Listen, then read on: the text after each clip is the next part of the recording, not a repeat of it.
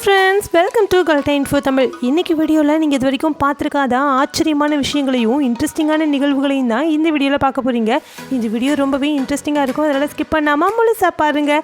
இன்றைக்கான வீடியோட கொஸ்டின் என்ன அப்படின்னா, உங்களுக்கு பைக், பஸ், ட்ரெயின், சைக்கிள்னு சொல்லிட்டு எந்த மாதிரியான வாகனத்தில் போகிறது ரொம்ப ரொம்ப பிடிக்கும் அப்படின்னு மறக்காமல் கமெண்ட்டில் சொல்லுங்கள்.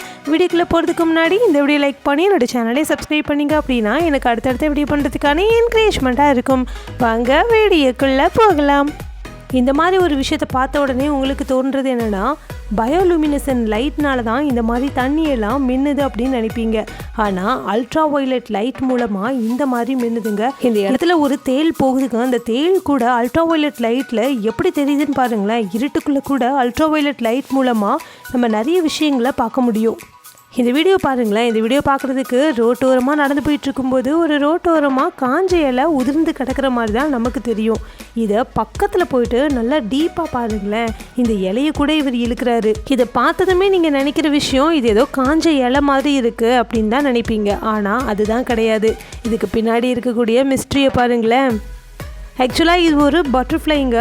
இந்த பட்டர்ஃப்ளை பேர் கொலிமா இனாக்கஸ் பட்டர்ஃப்ளை அப்படின்னு சொல்கிறாங்க. இதை பரவலாக இந்தியாவிலேருந்து ஜப்பான் வரைக்கும் இருக்கக்கூடிய காடுகளில் பார்க்க முடியும். இந்த பட்டர்ஃப்ளை அதனுடைய ரெக்கைகளை திறந்து வச்சுருக்கும் போது பார்க்குறதுக்கு வண்ணத்து பூச்சி மாதிரியும், மூடி வச்சுருக்கும் போது பார்க்குறதுக்கு காஞ்ச இலை மாதிரியும் தெரியும். இது கொஞ்சம் கூட டவுட்டே வராமல் காஞ்ச இலை மாதிரி இருக்கிறதுக்கு ஏதுவாக காஞ்ச இலைகளில் ப்ரௌன் கலரில் நரம்பு மாதிரி போகும் இல்லையா, அந்த மாதிரி இதுலேயும் இருக்குமா. அது மட்டும் இல்லாமல் ஒயிட் டாட்ஸ், பிளாக் மார்க்ஸ் இது எல்லாமே இருக்குமா. சின்ன குழந்தைங்கள்லாம் வண்ணத்து பூச்சியை பார்த்தா விடவே மாட்டாங்க, அதை பிடிச்சி விளையாடுவாங்க. இந்த மாதிரி யாராவதும் துன்புறுத்தணும் அப்படிங்கிற நோக்கத்தோட இந்த பட்டாம்பூச்சி பக்கத்தில் வந்தால் இது ஒரு பட்டாம்பூச்சி அப்படின்னு அவங்களுக்கு தெரியாது. அந்த வகையில் இது கொஞ்சம் கூட கண்டுபிடிக்க முடியாத வகையில் காஞ்ச இலை மாதிரி தான் இருக்குமா. இந்த வீடியோவை ஸ்டார்டிங்கில் பார்க்கும்போது கூட உங்களுக்கு ஏதோ காஞ்ச இலை மாதிரி தான் தெரிஞ்சிருக்கும். எனக்கு கூட அப்படி தான் தோணுச்சு. உங்களுக்கு எப்படின்னு கமெண்ட்டில் சொல்லுங்கள். நீங்கள் நார்மலாக ட்ரெயினில் போயிருப்பீங்க, ஏன் மெட்ரோ ட்ரெயினில் கூட போயிருப்பீங்க. ஆனால் இப்படி ஒரு தலைகீழாக இருக்கக்கூடிய ட்ரெயினில் போயிருக்கீங்களா? இந்த ட்ரெயின் ஷாங்டூவில் தான் ஓடுது. இந்த ட்ரெயினில் போகிறதுக்காகவே நிறைய நாடுகள்லேருந்து வருவாங்களாம். அதாவது கேபிட்டல் ஆஃப் சிஷான் ப்ராவின்ஸ்க்கு சம்மந்தப்பட்ட இடத்துல தான் இந்த ட்ரெயின் ஓடிட்டுருக்கு. வெளியிருந்து பார்க்குறதுக்கு நமக்கு தலைகீழான ட்ரெயின் மாதிரி தான் தெரியும். இதுக்குள்ளே நம்ம ட்ராவல் பண்ணும்போது டிரான்ஸ்பரண்டான ஃப்ளோர் கொடுத்துருப்பாங்க. இந்த டிரான்ஸ்பரண்டான ஃப்ளோர் மூலமாக கீழே போகிற எல்லா விஷயங்களையும் நம்மளால் பார்க்க முடியும். அதாவது அந்த சிட்டியோடைய வியூவை நம்மளால பார்க்க முடியும். இந்த வினோதமான எக்ஸ்பீரியன்ஸை அனுபவிக்கிறதுக்காகவே நிறைய நாடுகள்ல இருந்து இந்த ட்ரெயின்ல போறதுக்காகவே வராங்க. இந்த வீடியோல பார்க்குற இந்த ஒரு காடு பார்க்கறதுக்கு ஃபேரி டெய்ல் மூவிஸ்ல வர மாதிரியே இருக்குல்ல. ஆனால் இது உண்மையாகவே ஒரு ஃபாரஸ்ட் தாங்க. இந்த நாட்டில் இருக்கக்கூடிய ஒரு ஃபாரஸ்ட் தான். பார்க்குறதுக்கே ரொம்ப அழகாக இருக்குல்ல. அடுத்ததான் நீங்கள் பார்க்க போகிறது கயாக்கில் இருக்கக்கூடிய ஒரு ஃப்ரோசன் லேக் தாங்க. இந்த இடத்துல ஒருத்தர் போட் ஓட்டிட்டு போகிறாரு. அப்படி போட் ஓட்டிட்டு போகும்போது பின்னாடி இருந்து வீடியோ எடுக்கிற இந்த கேமராமேனுக்கு ஒரு வித்தியாசமான ஃபினாமினான் தெரிய வந்திருக்கு.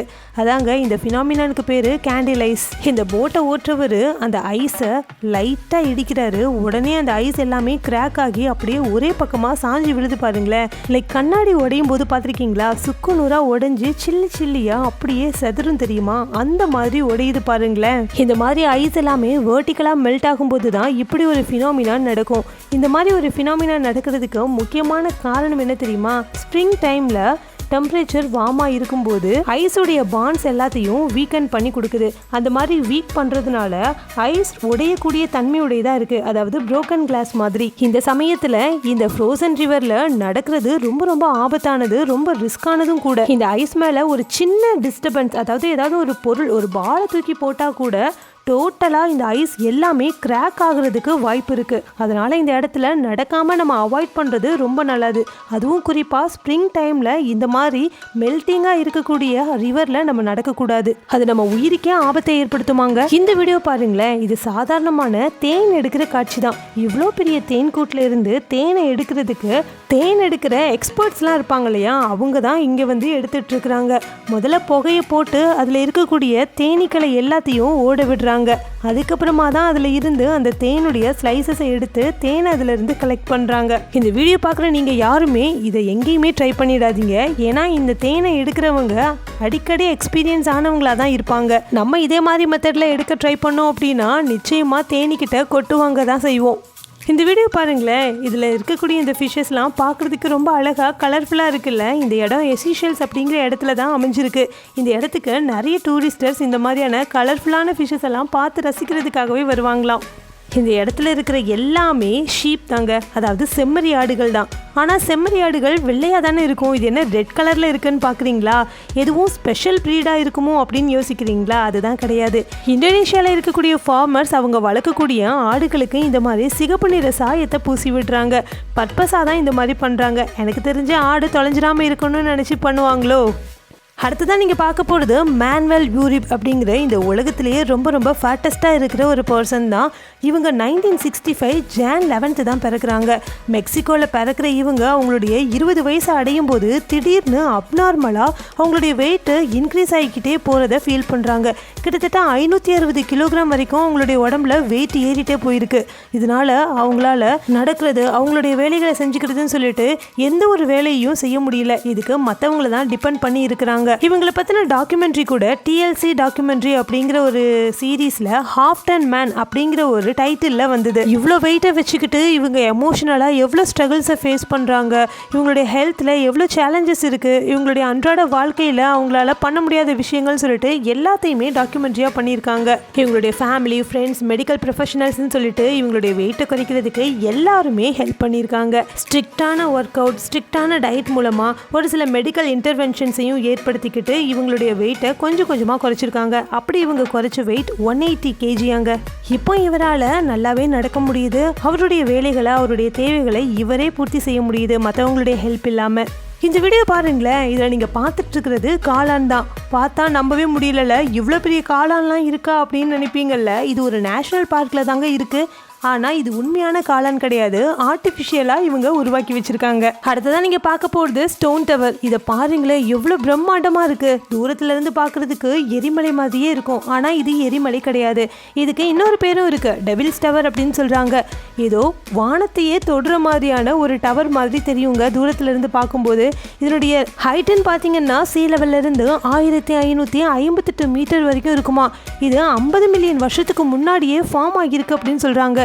யுஎஸ்டைய நேஷனல் மானுமெண்டாவும் இதை அறிவிச்சிருக்காங்க. பல மைல் தூரத்துல இருந்து வரவங்களுக்கு இது ஒரு லேண்ட்மார்க்காகவும் தெரியும். இந்த டவர் பார்த்தீங்கன்னா கடினமான பாறைகளாலையும் கற்களாலையும் உருவாகி இருக்கும். இந்த பாறைகளை பார்க்கறதுக்கு அப்படியே வால்கானிக் ராக் மாதிரி இருக்கும், ஆனால் இது வால்கானிக் ராக் கிடையாது.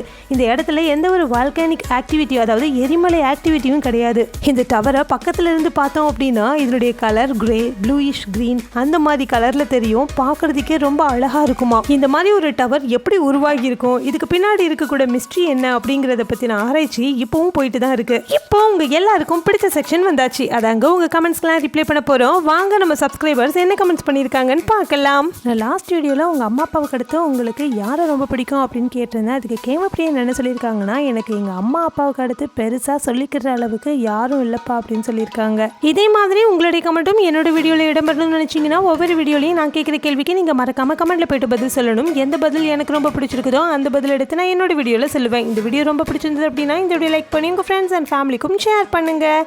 Thank you friends.